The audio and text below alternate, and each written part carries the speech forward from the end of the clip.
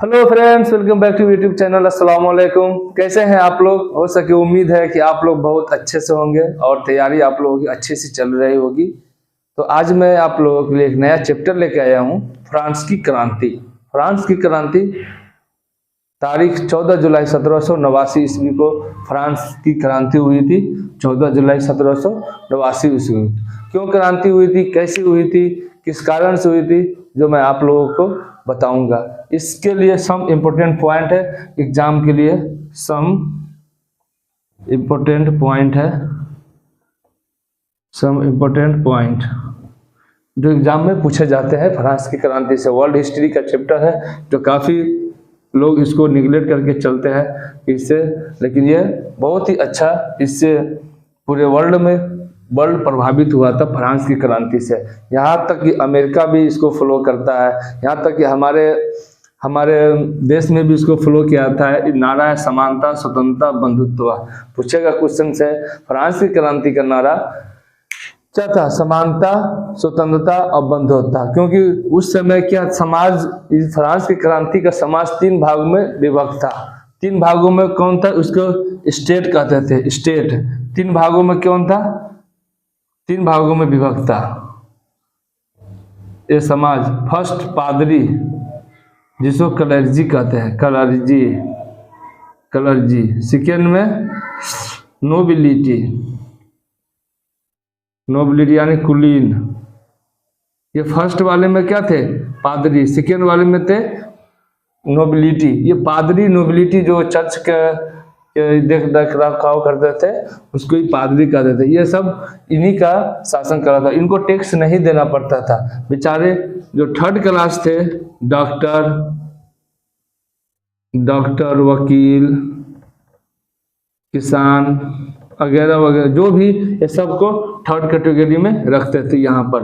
तो फ्रांस का जो क्रांति हुई थी, ये 3 समाज को 3 भागों में विभक्त किया था। पूछेगा फ्रांस की क्रांति में स्टेट क्या था? तो स्टेट क्या था? सामाजिक विभाजन था, सामाजिक वर्ग का विभाजन। आपसे पूछेगा कि स्टेट क्या था, तो सामाजिक वर्ग का विभाजन था। प्रथम स्टेट में कौन था? प्रथम ये स्टेट में पादरी था, दूसरा में नोबिलिटी था, तीसरा में डॉक्टर, वकील, भूमिहीन, किसान जो भी थे, ये सभी ये थर्ड में थे। इसमें क्या, ये दोनों को टैक्स नहीं देना पड़ता था। पादरी और नोबिलिटी को टैक्स नहीं देना पड़ता था।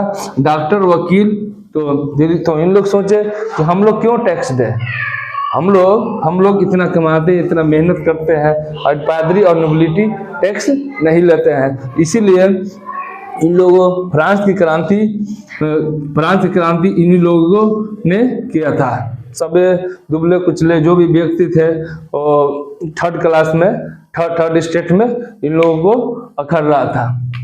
तो नेक्स्ट मैं बताता हूँ कुछ पॉइंट है जो एग्जाम में पूछे जाते हैं। क्वेश्चन आएगा, जॉन लॉक का नाम सुने हैं। इसने एक थ्योरी दिया था। कौन सी थ्योरी दिया था? 2 ट्रिनिटीज ऑफ गवर्नमेंट। इसका मतलब है कि गवर्नमेंट थोड़ी ना है कि हम जन्म से ही उसके बाप दादा अगर मतलब राजा है तो राजा ही रहेंगे, और जो वंशवाद चलाते थे। इसीलिए इन लोग जॉन लॉक दी थी 2 trinities of government. Rousseau, social contract, ये काफी एग्जाम में पूछा जाता है। सोशल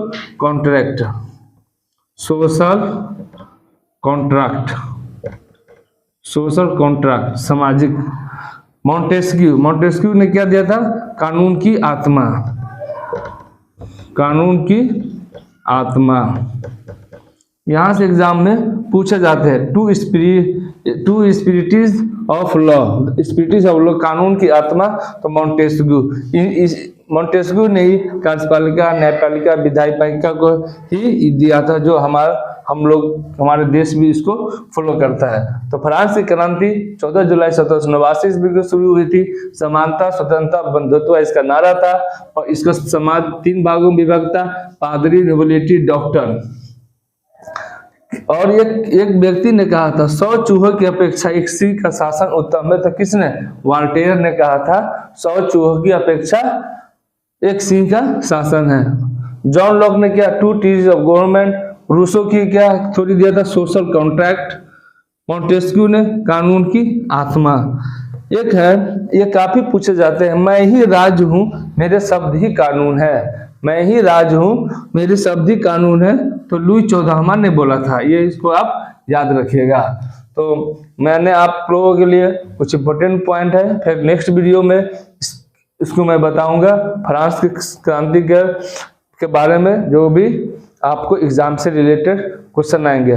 तो वीडियो कैसा लगा आप लोग लाइक करिए, शेयर कीजिए, और कुछ भी इससे प्रश्न डाउट है तो आप कमेंट बॉक्स में आप हमें राय दीजिए, मैं आपको अच्छे से बताऊंगा। तो मिलते हैं नेक्स्ट वीडियो में। थैंक यू, धन्यवाद।